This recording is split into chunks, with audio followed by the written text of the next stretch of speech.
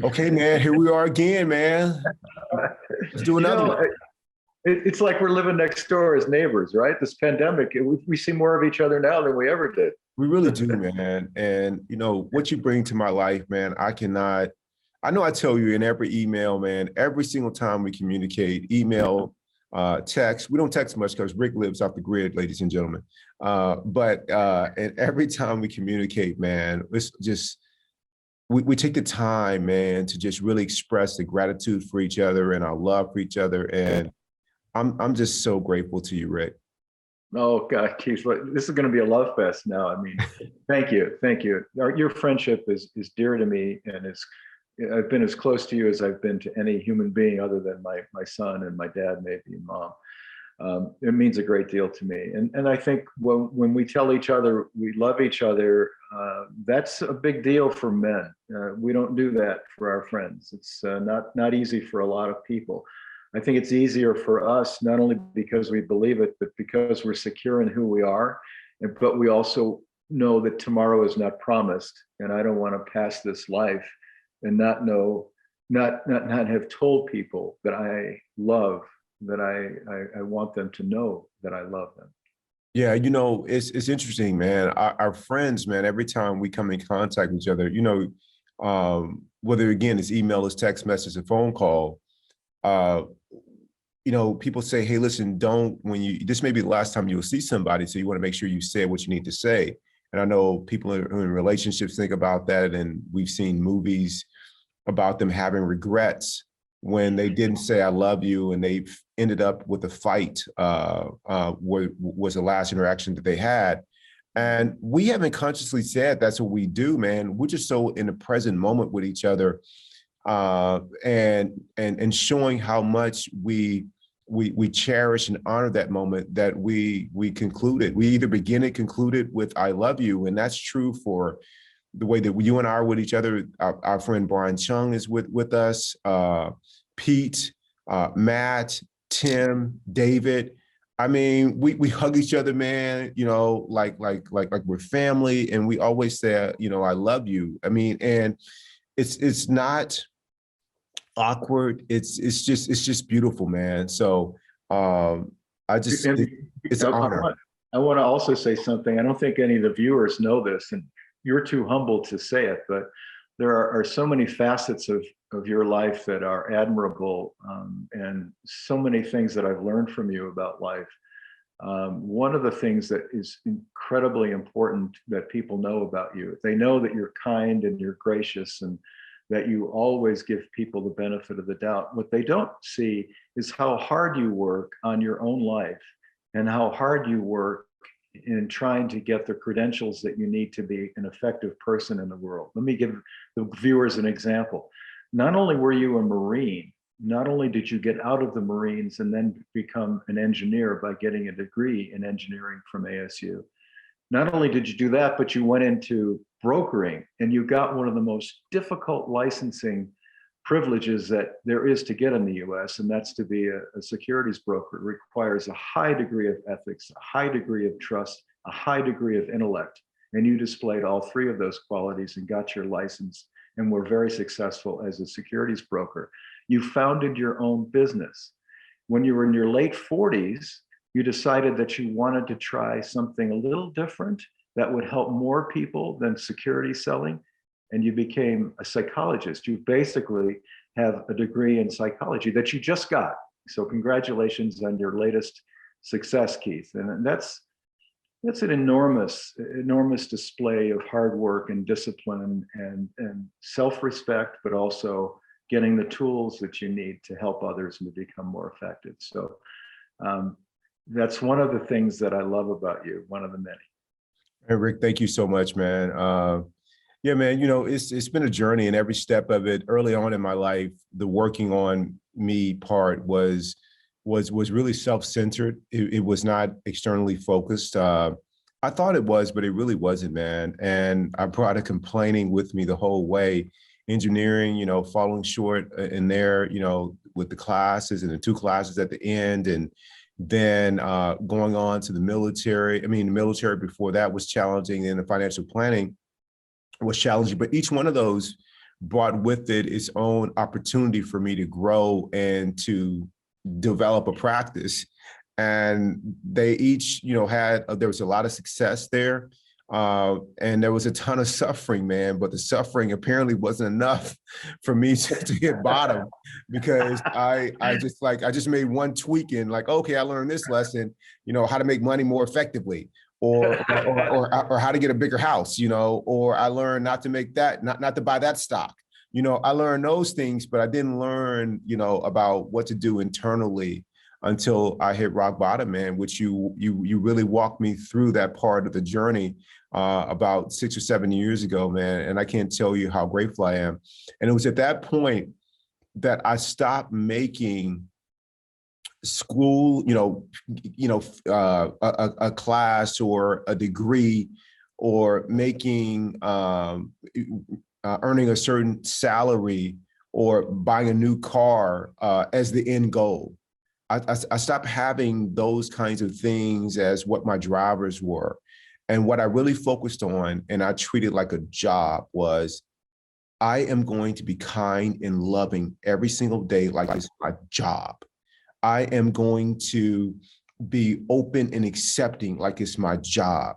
I mean, I took on doing the practice, no matter how little sleep I get or what life shows up, that practice is going out every single day because it's like my job. And I just took it on like that because I was living for a bigger purpose, and that was to be loving and kind, man, to be a contribution. And so, much like a parent who has, little ones in the next room, and a parent, doesn't feel well or is hampered by some kind of really severe injury or illness, and they will themselves out of bed to go and clock in so the kids are provided for. I took that on with the kind of person that I want to be in the world. And so your words are incredibly humbling, Rick, and I just want to thank you for that, man, for just loving me the way that you do, for giving me grace, man, when I was making mistakes along the way, and I was calling you and I'm like, dude, like, here's what's going on. And it wasn't like, I mean, come on, it wasn't that like that. But it brings up an interesting point, how we let the ball drop.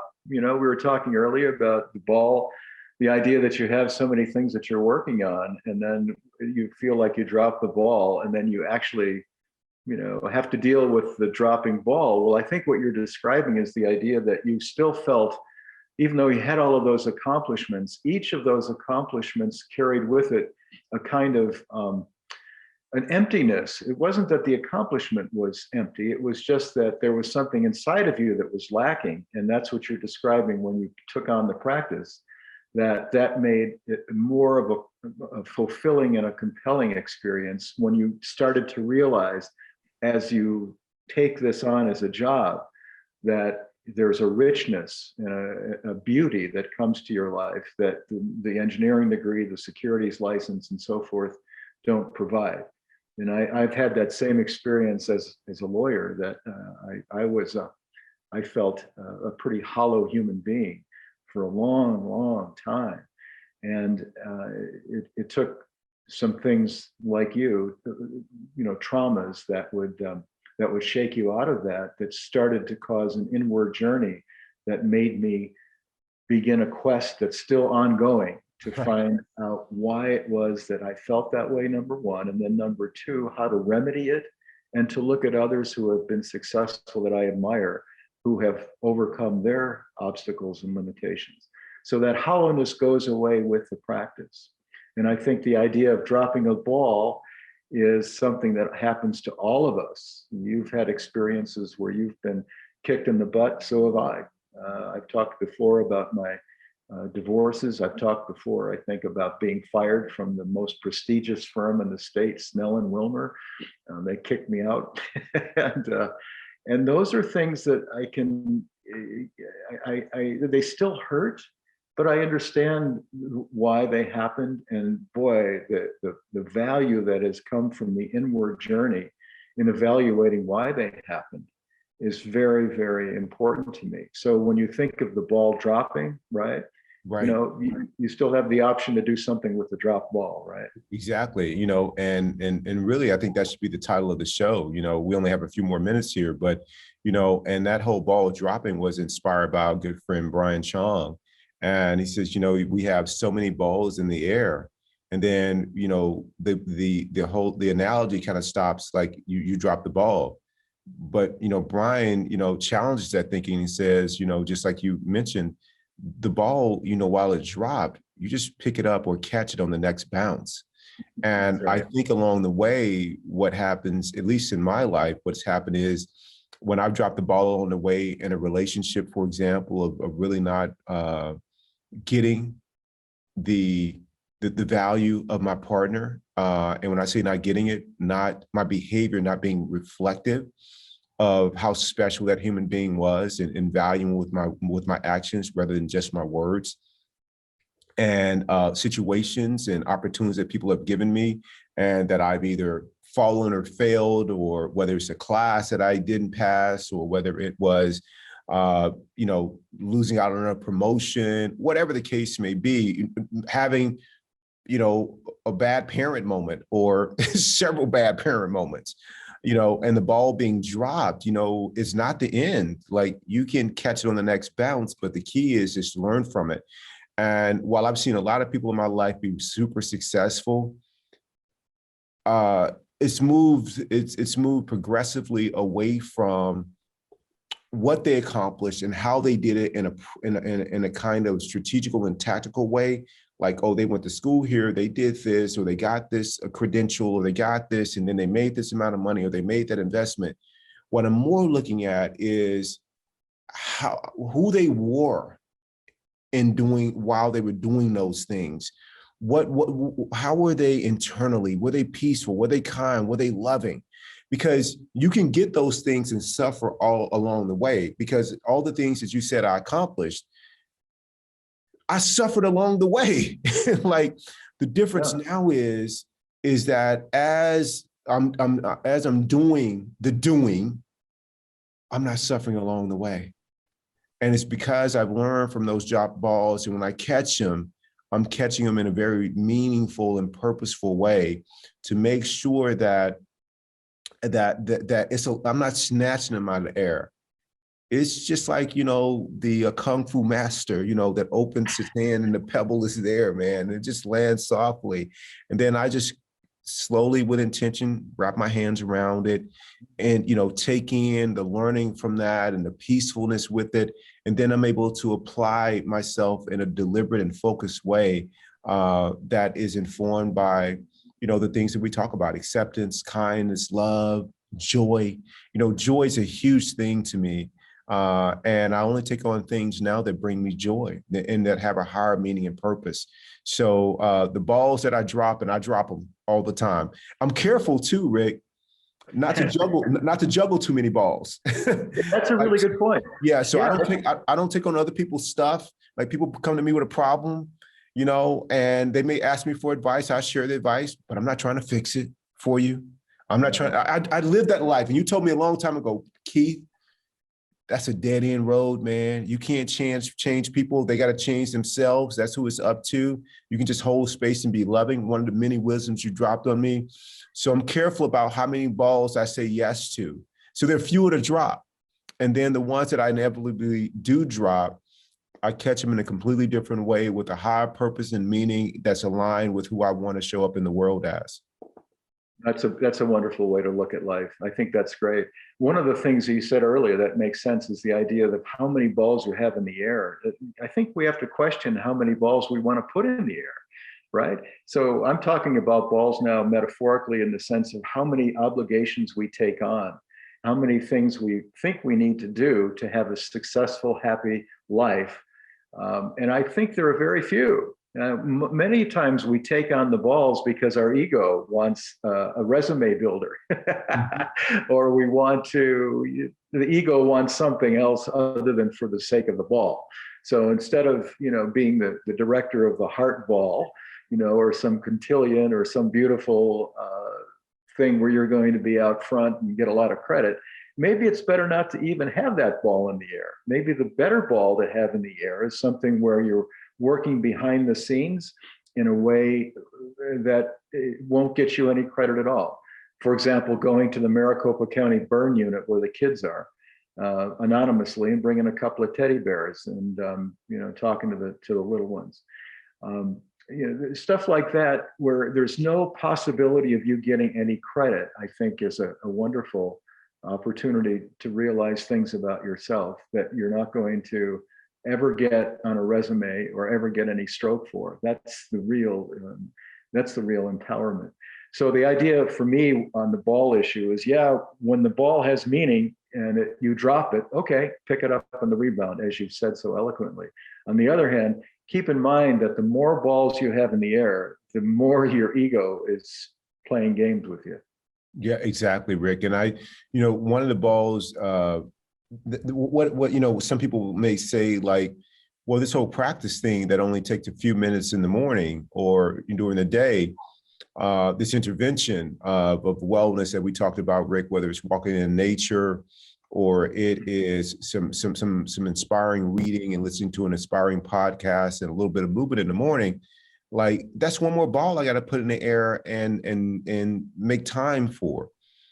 What I say about that is the practice creates time for you, because we spend most of our times in our head with these negative chatter or these ruminating thoughts or being anxious and fearful. We give up so much time that carves that out of your day so that you have capacity to be more effective in your day. So I don't see the practice as a ball that you're making time for. The practice is giving you back more time, because you are, at least I was living in the past and not even in the present moment. The practice helps me be in the moment. It actually creates time for me.